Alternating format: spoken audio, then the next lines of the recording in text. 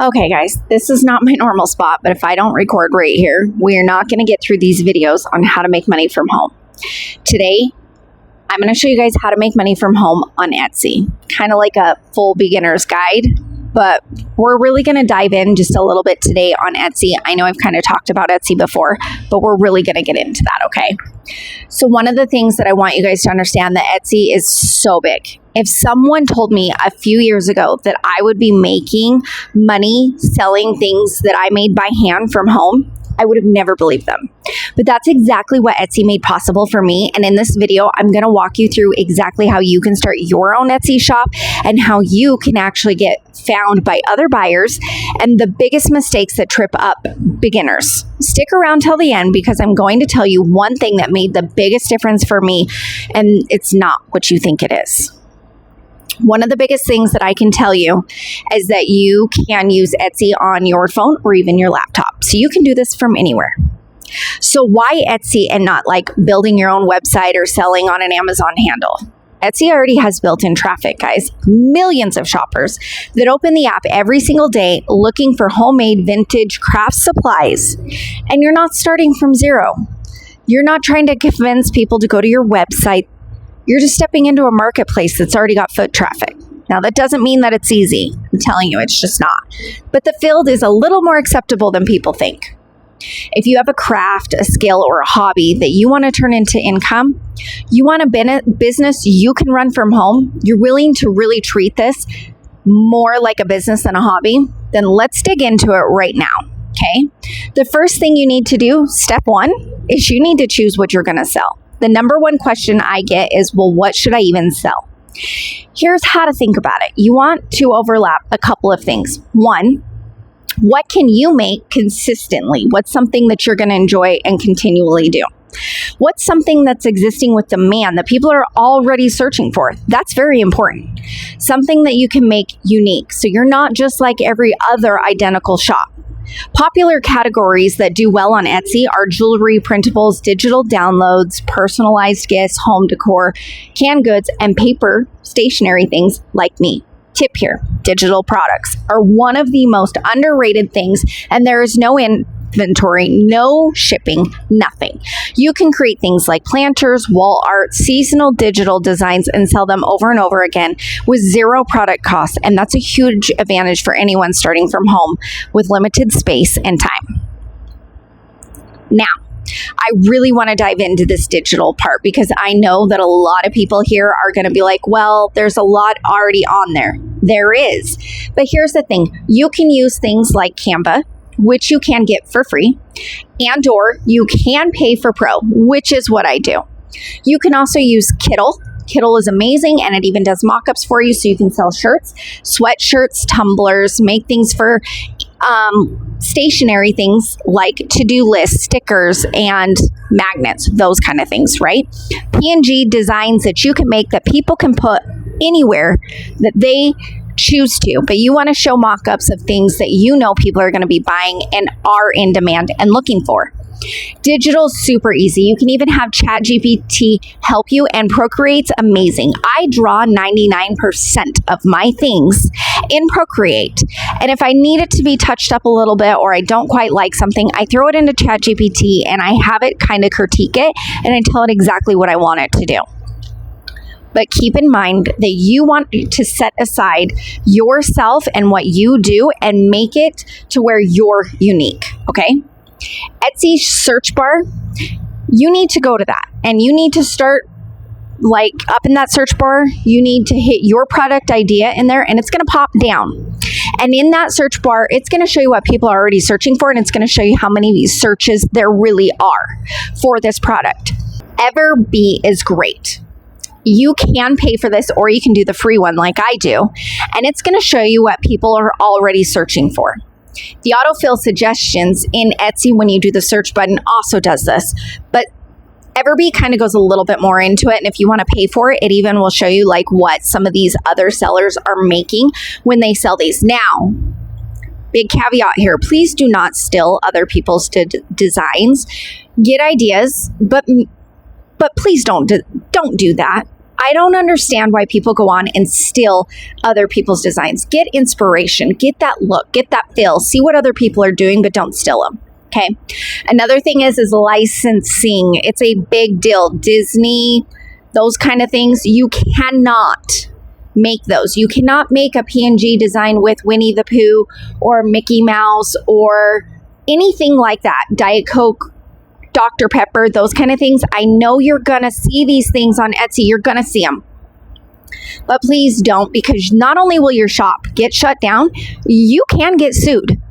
I have seen multiple people talking on YouTube how when they had their Etsy shop, they did something that they didn't even know was licensed. So really look it up. Make sure it's not a licensed word or product, because you can get sued and you don't want to get sued for this.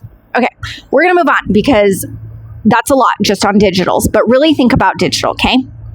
The marketplace, though, is free and it's right in front of you. You're able to use it to your benefit, so just do it, okay?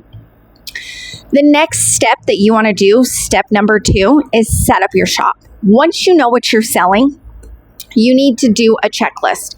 You need to get your shop name. You need to keep it short, simple, something that's easy to spell, something people are going to remember that can be trendy, okay? You need to know the shop policies. Please make sure you read up on Etsy's policies. It'll walk you through shipping, returns, payment, setup, everything. It's going to walk you through all of that. Your banner and your logo, you're going to want to put that up, but it doesn't need to be fancy. It just needs to be up. It needs to be pretty, not blurry, not mismatched. You want it to all kind of coincide. Your about section. This is going to build trust with your buyers. It's going to tell people who you are, what you're making, and why. Maybe even put in there what your process is that makes you different. But don't spend too much time on this. One mistake I see is people constantly spending weeks trying to perfect their logo, their banner, and their about section. Your listing is what actually makes the sales. So don't overinvest in that when you really need to step up on those listings. So step number 3, we're going to talk about photos and listings. This is where most shops win or lose. Buyers can't touch or hold the product, so your photos are what's going to be convincing. You really need to keep that in mind. Make sure that you do it next to a window or you have a ring light, something where they can see it. Show a scale of your product. If it's a PNG design, make sure it's on a mock-up. If it's something physical, put it on a clean background. Make sure that all of your things are consistent across your Etsy shop. You want it to be cohesive. You want it to look like your shop. Titles with the SEO, that's big. It is the most important thing. Your keywords is going to be what the buyer's going to type into the search button, and that's how they're going to find it. Etsy gives you 13 tags per listing. Really use these. Use all 13, okay? But make sure you're thinking about it from a buyer's perspective. Phone charm, for example. Somebody's going to be searching for a cute girl or a cute gift for a teen girl, or maybe by the letter product name. Make sure in your description that the first 2 lines are your most important thing. So in that description, make sure the first 2 lines really line that out for them and what it is. I know SEO sounds tedious and like it's overwhelming, but it's going to be what sells, okay? Your videos and your photos are going to be what's going to be doing it. Visual is big, but your SEO is what's going to throw your listings out there. So make sure you're doing that. Use all of your tags. Step 4 is going to be your pricing. Pricing scares a lot of new sellers, and here is a simple version of how to do it. Add up your material costs and then pay yourself an hourly rate. How long does it make you to take it? Etsy fees, listing, transaction fees, payment processing. Add up your profit margin and base that off what it's going to cost. You need to do this, not what makes you feel comfortable. You need to cover your cost. Also, don't be afraid to price what your product is actually worth. New sellers underprice their stuff all the time.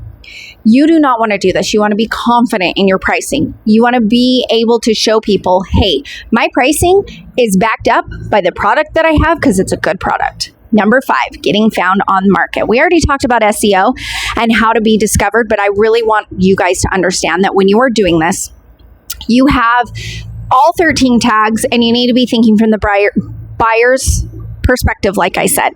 But also keep in mind, you do have that share button down at the bottom, and you can share it to Pinterest, Instagram, TikTok, Facebook. Really do that.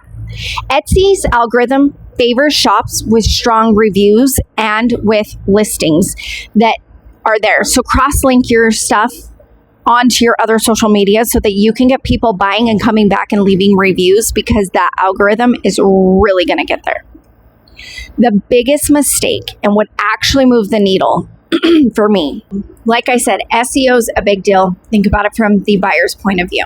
So, like we talked about earlier, if it's a phone charm, they might type in phone charm or a cute gift for a teen girl, or they might type in something that is going to be like everything pink, or a cute phone pink charm, something like that. So just make sure you're keeping those things in, okay? Don't leave any of those tags out there. Make sure your description is great, but not too long, but they understand what their product is. Like I said, the first 2 lines are the most important, so keep doing that, okay? Want to underestimate the cross-linking of your own listings. If someone's looking at one product, make it easy for them to relate to the items in your shop. Keep them from browsing. You can use things. Keep them from leaving once they're browsing. You can use things like come back. There's discounts within Etsy. You can offer those discounts within Etsy. And one of those is when there's an abandoned cart, it'll send them an email that says come back, and it gives them however much you decide to come off. You can also reward your buyers for coming in and buying things from you so that they'll come back again. You can send them, hey, here's an email that'll send after somebody's bought something that's a thank you, and they get like 10 or 20% off, whatever it is you choose.